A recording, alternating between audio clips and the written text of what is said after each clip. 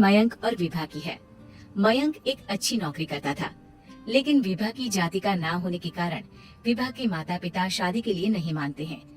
पर जब दोनों अपनी मर्जी से शादी कर लेते हैं तो क्या है विभा, 6 साल हो गया है शादी को, लेकिन एक दिन नहीं गया कि तुम माँ पापा को याद कर परेशान नहीं होती। मैं कितनी कोशिश करता हूँ कि तुम सब भूल जाओ।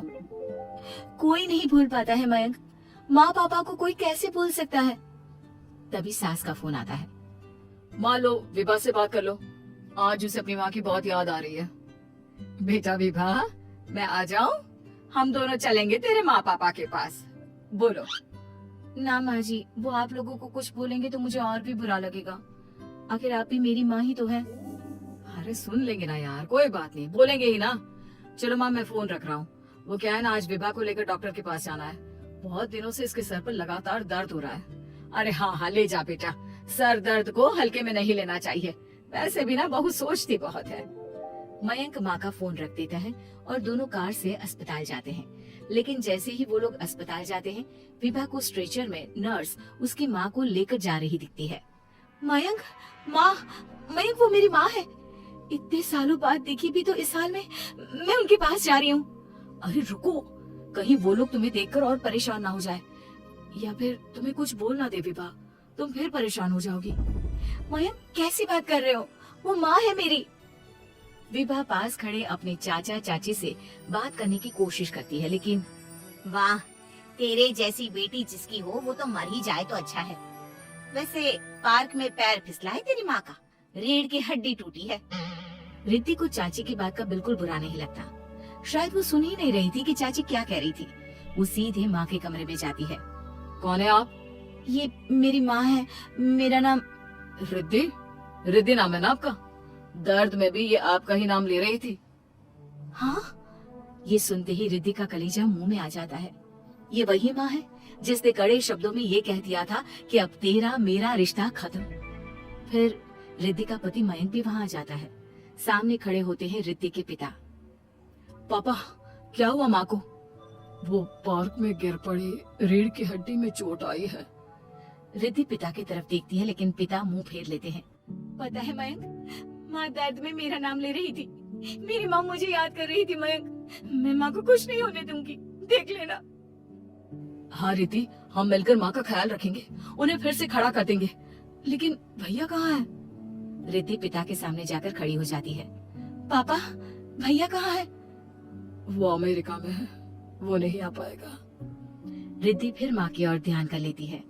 उस पूरी रात रिद्धि माँ को देखती खड़ी रहती है। पिता मन ही मन सोचते हैं, जब इतना ही प्यार था तो क्यों चली गई किसी एक अजनबी के लिए हम सभी को छोड़कर। तभी डॉक्टर बाहर आते हैं। आपकी वाइफ को होश आ गया है, क्या मैं उनसे मिल सकता हूँ? जी नहीं, वो बार बार अपनी बेटी का नाम ले रही है। रिद्धि बेटा, तुम अंदर चली जाओ। माँ रिद्धि को देखकर रोने लगती है।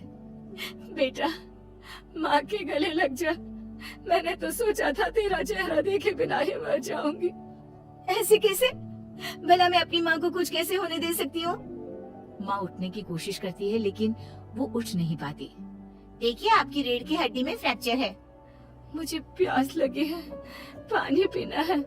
रुको माँ, मैं हूँ ना, मैं पिलाती हूँ पानी अपनी माँ को। कोई और नहीं आया? तेरे चाची चाचा आए थे माँ, पर शायद मुझे देखकर चले गए। जाने दे, इस वक्त भी पुरानी रंजिश देख रहे हैं, और रंजिश भी कैसी। माँ अपनी बेटी से नाराज ही तो थी। रिद्धि अब पूरे समय माँ के साथ रहती है। उनके हर काम को करने में उनका सहारा बनती है।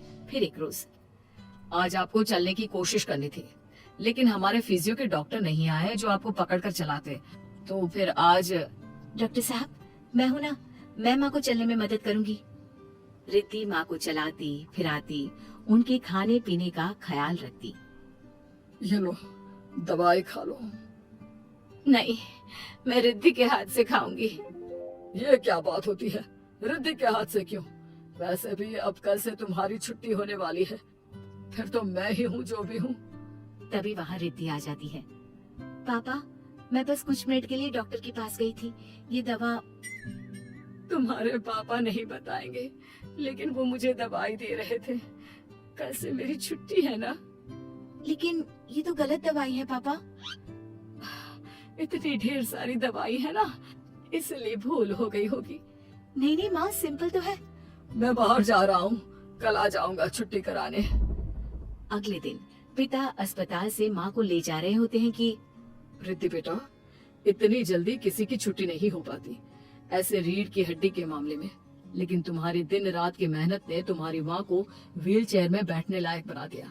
बस इसी तरह 1 महीने और सेवा हो जाए तो क्या ये फिर से दोबारा पहले जैसे चलने लगेगी? हाँ हाँ, चलने क्या, दौड़ने लगेगी। अब क्या था, पिता कुछ सोच में पड़ जाते हैं कि रिद्धि कहती है, माँ मेरे साथ मेरे घर चलो, 1 महीने मैं तुम्हारी सेवा करना चाहती हूँ।